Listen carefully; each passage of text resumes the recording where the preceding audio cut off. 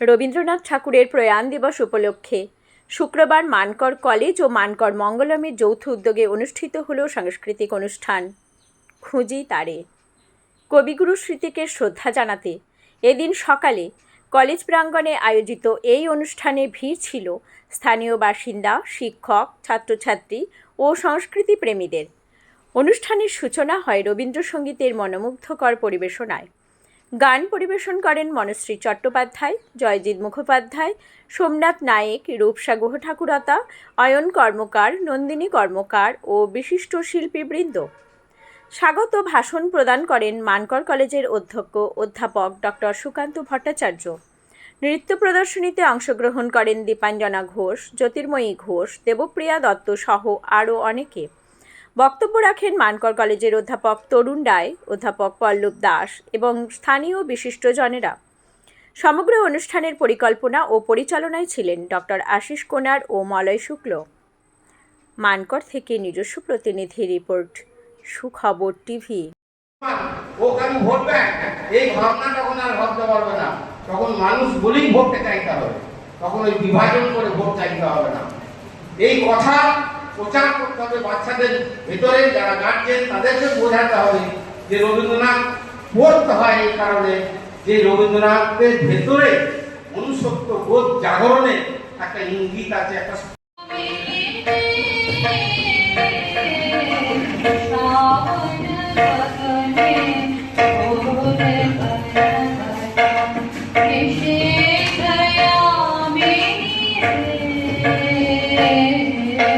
আজকে হচ্ছে 22শে শ্রাবণ, রবীন্দ্রনাথের প্রয়াণ দিবস উপলক্ষে মানকর কলেজ এবং মানকর মঙ্গলমের যৌথ উদ্যোগে আজকে একটি অনুষ্ঠানের ব্যবস্থা করা হয়েছিল। আমরা পালন করছি, আমরা প্রতি বছরই করি।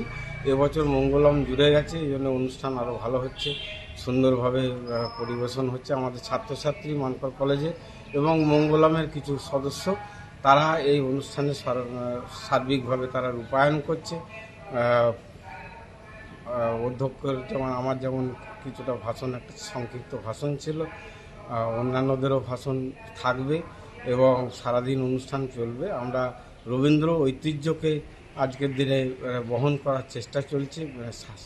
চারদিকে বাইরের জগতে যেভাবে অপসংস্কৃতি চলছে তার বিরুদ্ধে আমরা মূল স্রোতের যে সংস্কৃতি বাংলা রবীন্দ্র সংস্কৃতি, সেইটাকে আমরা আফল করার চেষ্টা করে যাচ্ছি।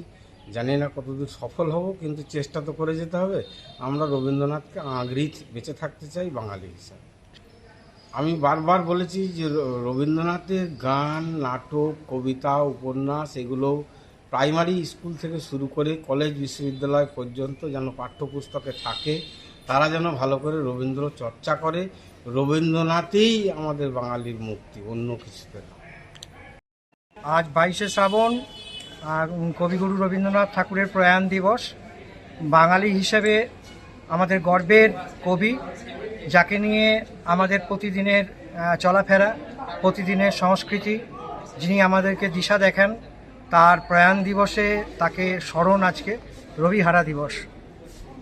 হ্যাঁ, ওটা আমরা বলেছিলাম এই জন্যেই যে এখন বর্তমানে মোবাইলের ব্যবহার বেড়ে গেছে, বই পড়াশুনো করছে না। এত বড় একটা পল্লীমঙ্গল লাইব্রেরি রয়েছে, সেখানে পাঠক যাচ্ছে না। সেইটাকে বাড়ানোর জন্য আমরা কুইজের একটা ব্যবস্থা রেখেছিলাম। আমরা দেখলাম যে মোটামুটি 25 জনকে আমরা দিয়েছিলাম, তার মধ্যে 16 জন অংশগ্রহণ করেছে সেই বই পড়ে এবং রীতিমতো পড়াশোনা করেই তারা এসেছিলেন। রবীন্দ্রনাথের উপরে ওই রবীন্দ্রনাথের দুটি উপন্যাসকে, চতুরঙ্গ এবং 4 অধ্যায়, তাদেরকে যিনি সর্বোচ্চ নাম্বার পেলেন তাকে আমরা একটা টাইটান রিস্টওয়াচ দিলাম। আর বাদবাকিদের সবাইকে সান্ত্বনা পুরস্কার হিসেবে আমরা পেন এবং একটা করে বই দিয়েছি। গাছটা হচ্ছে গত বছর আমরা 22শে শ্রাবণ গাছ দিয়েছিলাম এবং সেই গাছের আমরা 150টি গাছ বিলি করেছিলাম। তার মধ্যে আমরা দেখলাম যে 10 জন খুব ভালোভাবেই গাছ পরিচর্যা করেছেন। তার মধ্যে থেকে আমরা 3টি গাছ সেরা গাছ বলে মনে করেছি। আমার নাম মলয় শুক্ল, সম্পাদক মানকর।